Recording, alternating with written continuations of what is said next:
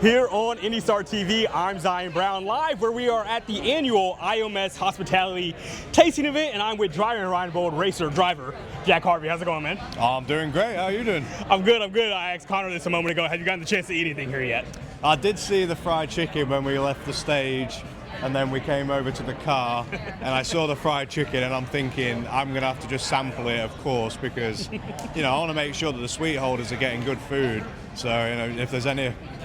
Maybe there's a chance that one fried chicken needs just a taster, so I'm here for it. All right, so you're here to give feedback on the food, basically. Yeah, that's it. I mean, I've designated myself as the, the food critic, so I had to try everything, yeah. Well, for you, I want to ask, just going into this year when you and Conor will be in the car for the 500 with Dreyer and Reinbold, how excited are you just to, not to know who your teammate will be, just to be getting out there in May?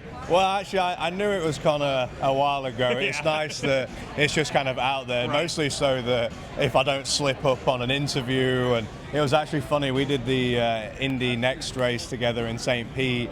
And I was like, man, I don't want to ask you, but I can feel it's brewing. I'm just going to say, like, hey, you tell everybody now. It's really cool. Me and Conor were teammates in 2013 when we raced in Europe. That's actually where I met Conor. And then, obviously followed everything that he's done since then.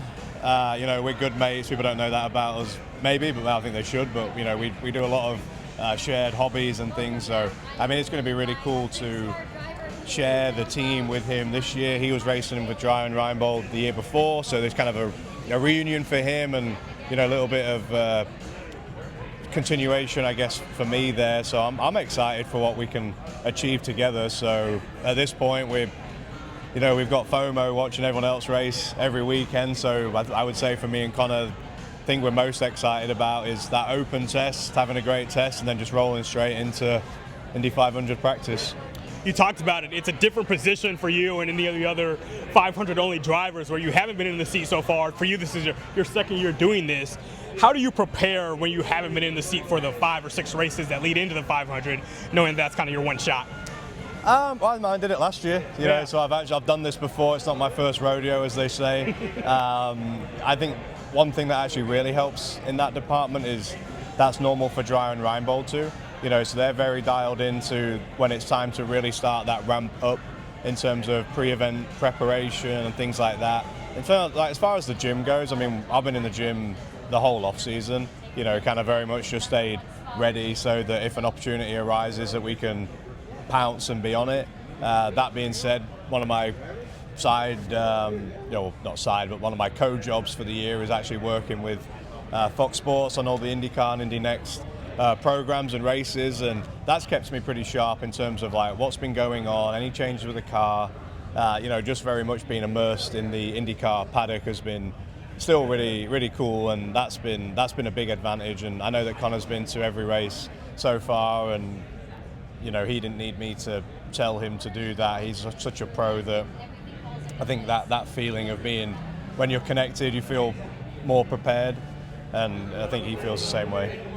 You led into my next question. Now year 2 on the Fox Sports broadcast, how have you kind of seen yourself get more comfortable in that position? I know last year you started right before the first race, but this year you've had time to prepare and really get the flow of things. How have you gotten more comfortable in that role? I definitely feel like I've gotten more comfortable in that role. When I watch the races back, they seem a bit more conversational, which is I think always where a strength of mine has been. In terms of what was happening in the race, I've been an IndyCar fan for so long and been so lucky to have done so many 500s and so many career starts in a race.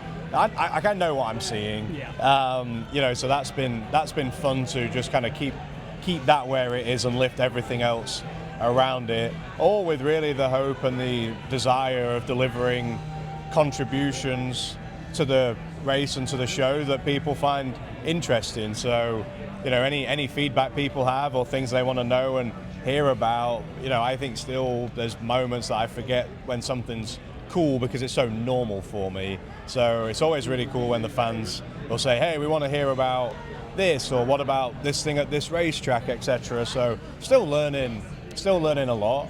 There still hasn't been any formal training, to do this. I know how to drive quickly you know, with the steering wheel in hand and 2 pedals at my feet. But, you know, everything else is definitely,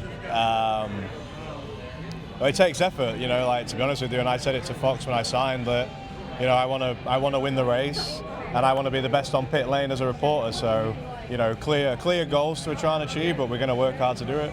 What part of broadcasting and reporting do you feel like you've grown the most in over the last year? Well, to be honest, Kevin Lee's such a great storyteller, so is Will Buxton. Probably not just getting to, like, I could get to my message very quickly, you know, and if we're short on time, obviously I can still do that.